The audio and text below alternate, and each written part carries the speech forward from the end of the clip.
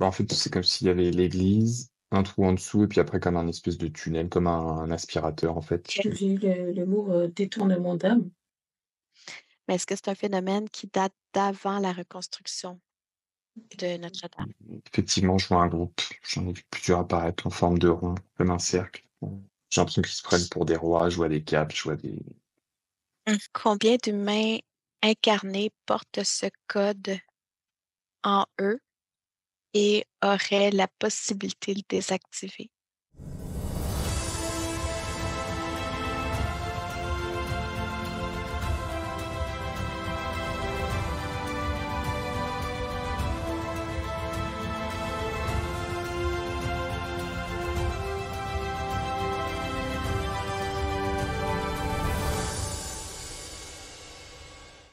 On va commencer par un lieu qui se situe sur la Terre aujourd'hui,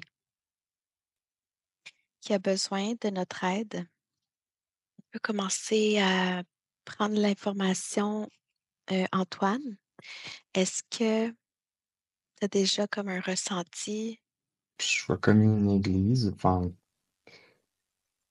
oui, vous voyez une église avec une tour, une grande tour. Et je me demande si c'est pas une église que je connais. Ah oui, j'ai l'impression de la connaître, ouais. Une église qui se trouve au Mexique, hein. Et qu'est-ce qui te donne l'impression que tu la connais? Est-ce que c'est par l'architecture? Oui, oui, je la reconnais. J'y suis allé il y a pas longtemps, en fait. Peut-être un mois ou deux. Qu'est-ce qu'elle représente pour toi en termes de ressenti ou de valeur ou ce que tu as le goût également de partager? En fait, c'est une vieille église et elle est en train comment dire, de s'enfoncer dans le sol, parce que le sol est très mou ici dans la ville de Mexico et elle est toute penchée. C'est vrai que quand j'y avais été, j'avais énormément bâillé. Je m'étais même posé la question de qu'est-ce qui est en train de se passer parce que ça m'avait, je sais pas, ça m'avait fait réagir. Est-ce que cette église qui s'enfonce tranquillement dans le sol se démarque des autres bâtiments alentours ou c'est vraiment un phénomène général dans ces rues-là entourant l'église? Oui, c'est un phénomène général dans la ville de Mexico, parce que c'était un ancien lac avant. Et oui, et puis du coup, comme elle est très vieille, bah, ça se voit vachement qu'elle penche, quoi. Je vais te laisser explorer l'intérieur de l'église. Si on te présente une salle ou un objet spécifique à cette église. Alors, Marie-Pierre, Ben, moi, j'ai eu plusieurs monuments qui se sont présentés, mais qui sont tous partis. Il y en a un seul qui est resté, et c'est Notre-Dame, en fait. N'impacte que cette église-là, par rapport aux personnes, par rapport aux gens. C'est comme si c'était c'est comme si que ces personnes qu'elle attire, en fait, ces personnes-là ne doivent pas être attirées par hmm, cette église-là. quand tu dis ces personnes qui ne doivent pas être attirées par ça, en fait, je vais te laisser explorer ce thème-là de le lien entre l'Église, les personnes et qu'est-ce que ça veut nous donner comme information. Donc, je vais te laisser explorer. Antoine, est-ce que tu as pu percevoir une salle, un objet, quelque chose qui t'a été montré? Et après, on me montre un tableau. Alors, je vois pas très bien, je vois le cadre doré. Et à l'intérieur, c'est comme si c'était une peinture qui était obscurcie par les années, tu sais, qui devient très terne, très obscur. Et j'ai l'impression qu'il y a un personnage au milieu, mais je pourrais même pas te dire. Un tableau presque noir au final. Et voilà, ce tableau noir. Ouais, j'ai le mot décadence qui vient, comme si ça avait perdu en intensité, quoi. au fil du temps. Je sais pas, je pense que le tableau, c'est plus symbolique. Je sais pas si ce tableau est vraiment dans l'église, mais je pense que c'est plus pour représenter un peu le Dieu, quoi. Ça va vers le bas, quoi. Enfin, je sais pas comment dire, donc ça s'obscurcit, ouais. C'est peut-être plus lumineux à l'origine. Comme si enfin, j'ai l'impression que le tableau était beau, était lumineux au début et avec le temps, bah, il est devenu noir. Tu sais, il y a toujours de la poussière, de la crasse qui se mettent sur les tableaux et là, j'ai du mal à distinguer les différents éléments du tableau, quoi. Obscurcir ce tableau-là, est-ce que c'est un phénomène naturel ou énergétique ou autre? Je penserais vers, énergétique. Je vais te laisser explorer, ce phénomène-là, côté énergétique.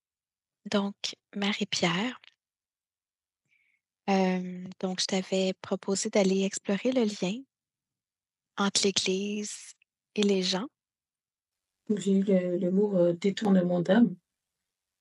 J'ai voulu, voir sur un plan subtil. C'est comme si quand on montrait,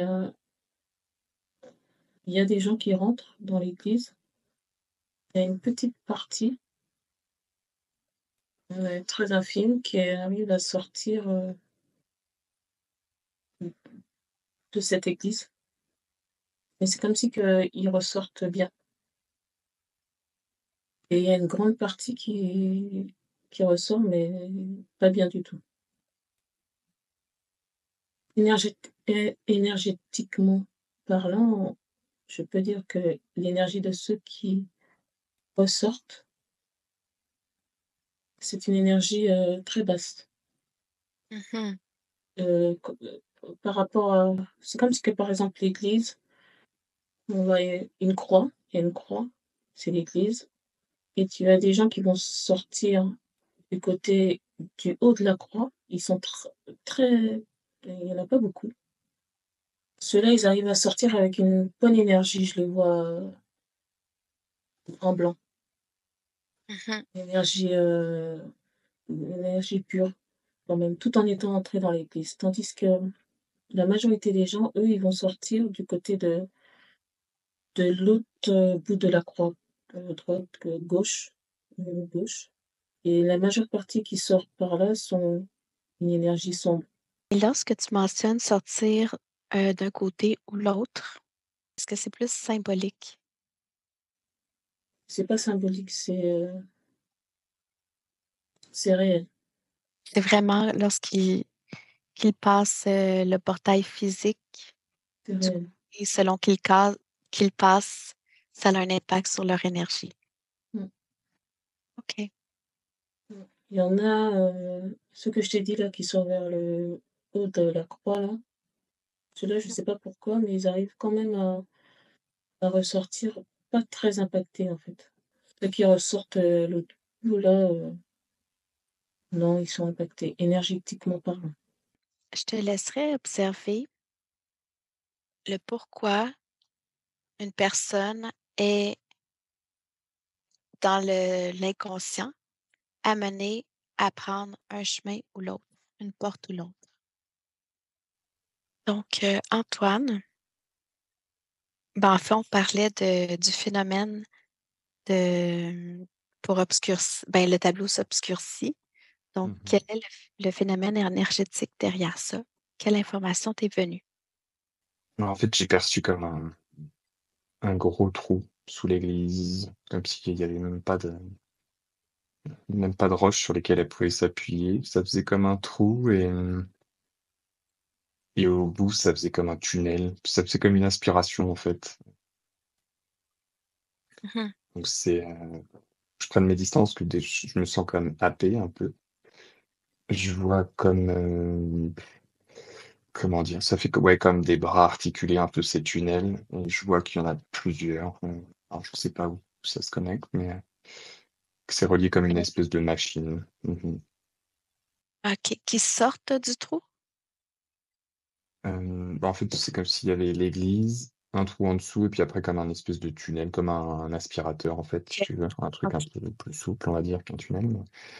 Et ouais, avec cette sensation d'aspiration,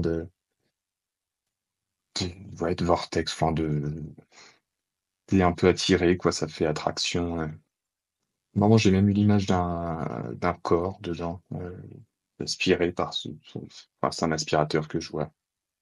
Hem, mais un aspirateur du coup avec plusieurs bras. Je vois que ça il y en a d'autres sur terre, des endroits comme ça, j'ai l'impression. Est-ce que c'est un corps physique ou plus une âme ou un corps énergétique que tu vois dans le vortex? Je sais pas te dire, moi je vois comme le corps d'une femme un peu, genre complètement aimanté, tu sais, qui peut même plus contrôler ses mouvements et qui a les cheveux même, qui a une sensation de vitesse, tu vois les cheveux un peu ébouriffés. Mm. Une perception d'un corps physique, là, c'est pas Mmh. aspiré nécessairement. Oui, c'est comme si elle était, comment? En apesanteur, tu sais, aspirée par ce tunnel et puis elle arrive vers le fond du c'est comment on appelle ça? Le tube de l'aspirateur quoi, je sais pas si tu vois ce tuyau quoi, voilà, Oui. tuyau. Mmh. Parfait. Donc, on va rester à l'extérieur du tube, comme tu as bien géré. Mmh mh. J'aimerais que, oui, tu prennes de la hauteur face à ce phénomène. Observer qui serait à l'origine, si c'est humain, extraterrestre. Donc, je vais te laisser regarder. Alors, pour Marie-Pierre, on regardait qu'est-ce qui fait le choix qu'une personne est attirée inconsciemment vers une porte plus qu'une autre. Est-ce que tu as une information?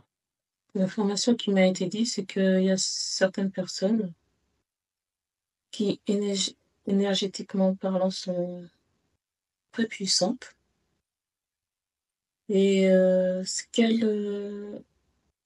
l'éducation spirituelle, hein, je parle, qu'elles vont avoir, ça va pas trop les impacter parce qu'elles sont, puissantes énergétiquement.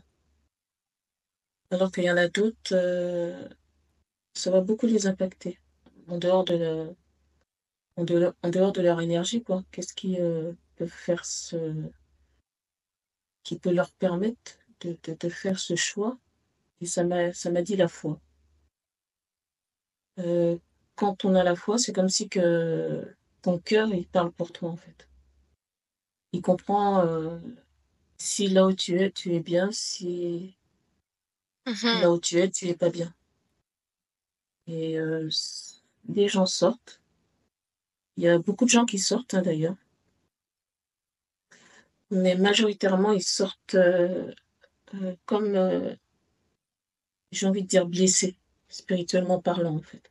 Il y a beaucoup de dégâts qui sont faits sur les personnes qui sont touchées et il y en a d'autres, c'est comme si c'était, accepter l'enseignement, mais très vite, ils ont vite compris que c'était pas ce qu'il leur fallait. Ils ont pas été impactés parce qu'ils avaient la foi, en fait.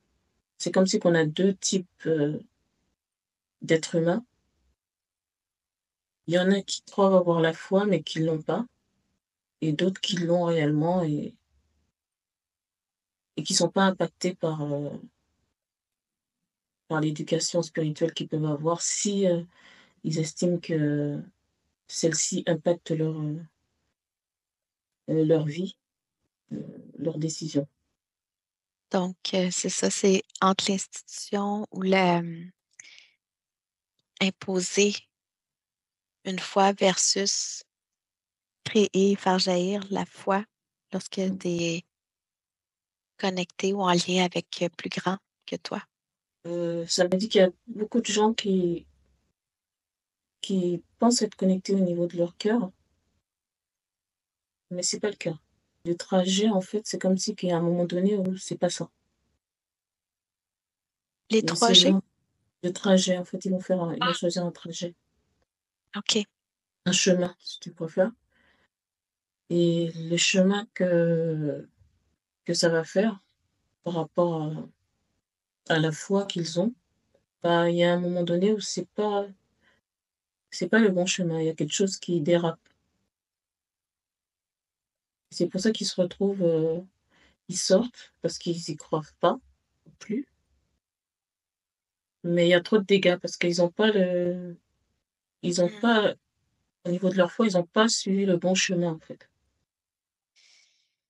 Pour Notre-Dame, l'effet de je vais nommer ça ici portail, mais pas portail énergétique, mais plus, portail, physique.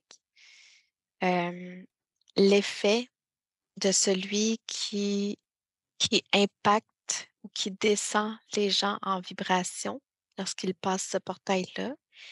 Mais est-ce que c'est un phénomène qui date d'avant la reconstruction de Notre-Dame? Je t'ai demandé, Antoine, en fait, quelle était l'origine de ce trou en dessous de l'église. Est-ce qu'il y a une information qui est arrivée? Alors j'entends égrégore comme une création humaine. Après, c'est comme si je voyais quelqu'un récupérer tout ce qui est aspiré un peu partout. Et puis, comme s'il le mangeait, en fait, comme s'il se mettait un autre tuyau au niveau de la bouche et que lui, il ingérait ce qu'il récupérait de. Après, quand je demande si c'est un humain, j'entends oui et non. Donc, franchement, je sais pas. Moi, j'ai l'impression de voir une espèce de momie, euh, un truc tout vieux. Après, du coup, j'ai essayé de voir aussi où est-ce qu'il y avait d'autres tuyaux comme ça qui arrivaient. Je voyais pareil sous une autre église aussi, dans une autre partie du Mexique. Et OK. je l'ai vu aussi sous Notre-Dame, quand Marie-Pierre parlait. J'ai vu comme ouais, dans l'allée centrale, pareil, comme un espèce de gros trou, et puis au final, il y a cette canalisation. Je ne sais pas si c'est un lien, sauf que moi, actuellement, j'ai mon ventre qui réagit, puis ce qui me vient, donc peut-être vérifier si ça l'aspire, entre autres, l'énergie de vie, l'énergie vitale, Ah oui, bah, j'avais entendu ma l'essence de vie. l'essence de vie. OK. Mhm. Ouais. Oui, parce que je te dis, j'avais l'impression que c'était comme pour rajeunir cet homme là, ou ce truc qui récupère tout.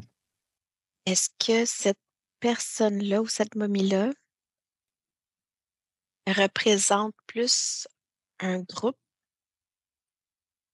une divinité ou entité quelconque? Oui, bah c'est vrai que moi j'avais entendu Vatican aussi, tout ça. Là, quand tu dis, effectivement, je vois un groupe. J'en ai vu plusieurs apparaître en forme de rond, comme un cercle. J'ai l'impression qu'ils se prennent pour des rois. Je vois des capes, je vois Mmh. des couronnes, des trucs comme ça.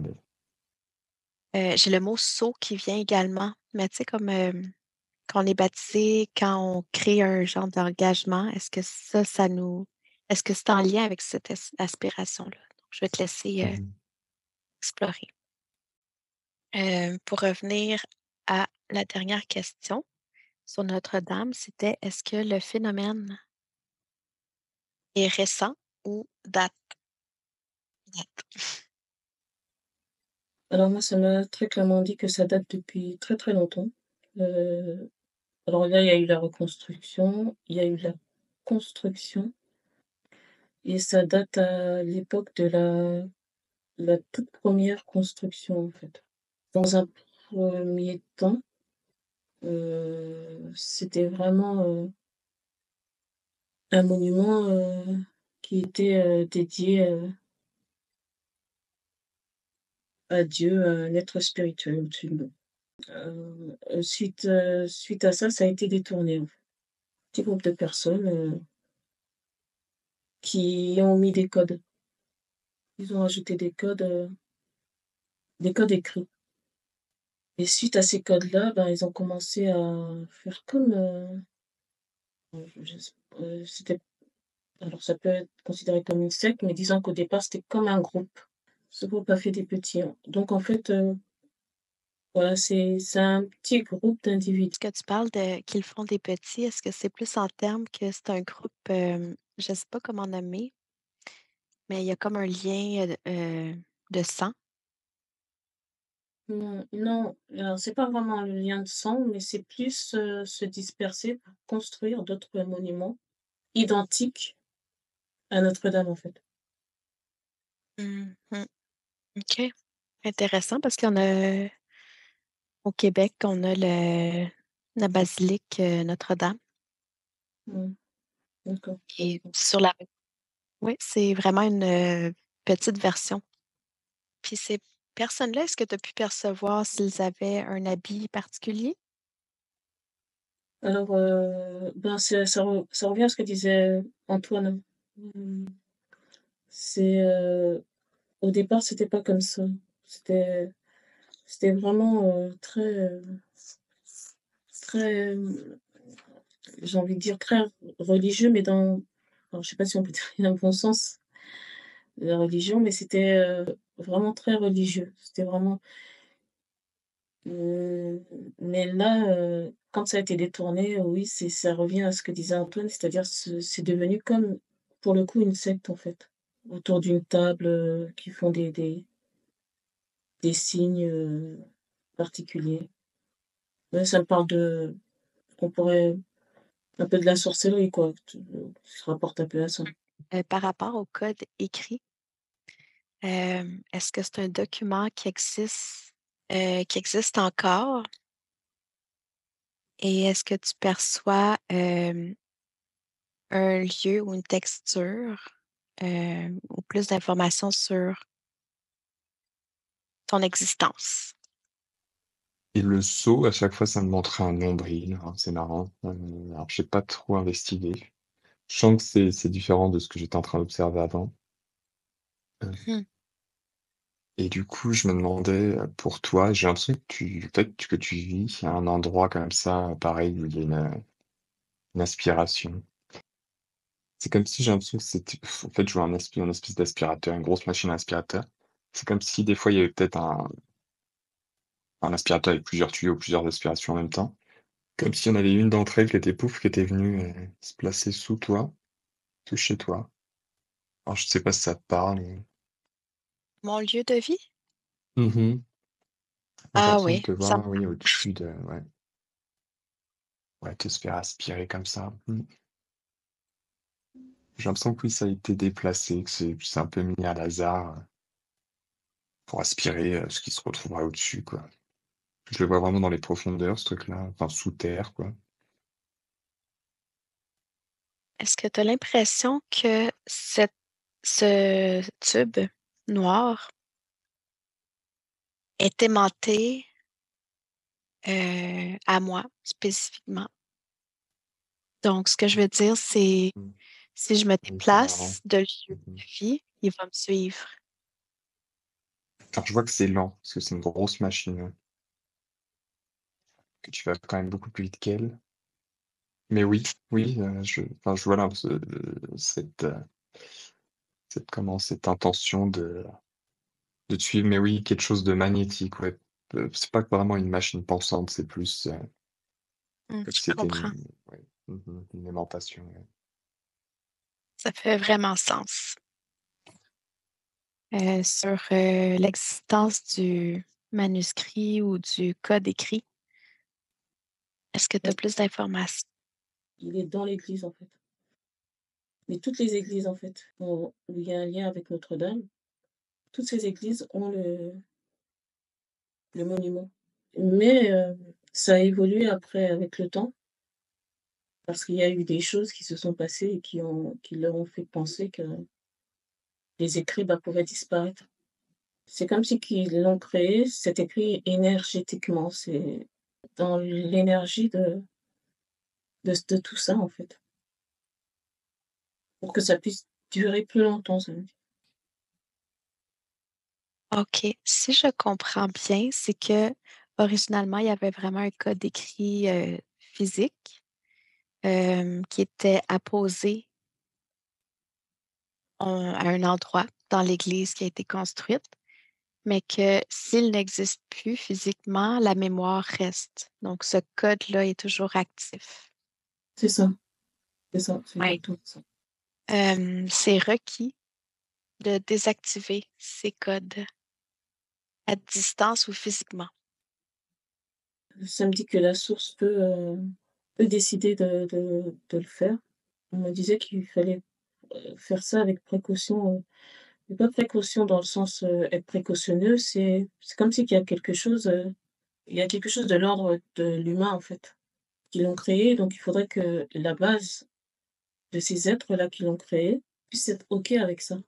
En fait, les humains qui ont créé le code originel par écrit Mmh. devraient conscientiser, parce que comme ça fait longtemps, peut-être qu'ils se sont réincarnés, qu'ils devraient finalement le désactiver par conscience. Il faudrait que, même s'il y en a un, voilà, s'il y en a un qui est, OK avec ça, à ce moment-là, ça peut être faisable. Tout part des êtres là qui ont décidé de créer ça, quoi. Est-ce que tu as un nombre qui vient sur combien d'humains incarnés portent ce code en eux et auraient la possibilité de le désactiver? Le 1er chiffre qui m'est venu, c'est 6. Mmh. À la base, ils étaient 6. Après, il y a eu le chiffre 16, je sais pas pourquoi il y a eu 2 chiffres. Le 6, c'est le groupe d'origine ou ceux qui sont incarnés présentement sur Terre? Je sais pas si ils sont incarnés, j'ai pas eu la réponse, mais par contre, c'est le groupe d'origine. Parmi eux, s'il y en a qui sont réincarnés, ils doivent vraiment, revenir au fond d'eux, comme dans leur conscience ou au fond d'eux, savoir qu'ils ont été à l'origine de la bâtisse de Notre-Dame à l'origine, en fait, et comprendre que, bon, ben, c'est pas positif, en fait. C'est un travail qu'ils doivent faire, en fait. Ils sont carrément pas du tout là-dedans, limite ils savent même pas, s'il y en a qui se sont réincarnés, ils savent même pas ils ont créé ça, quoi. Et j'ai l'impression faut redonner toute l'énergie qu'ils avaient aspirée. Est-ce que redonner l'énergie, peut passer par notre ascension, individuelle? Donc plus qu'on sera sur notre chemin de lumière, de foi, plus que ça va se réparer. C'est comme si, enfin, chaque personne devait rappeler toutes les parts de lui-même, tout ce qui lui appartient, que ça leur revienne, en fait. Il doit y avoir une conscientisation de chaque être humain, en fait. En fait, tu vois, je te disais, il y avait 2 types de personnes, une qui partait à droite, l'autre à gauche, et c'est comme si que toutes ces particules, il y en a très peu qui allaient à droite.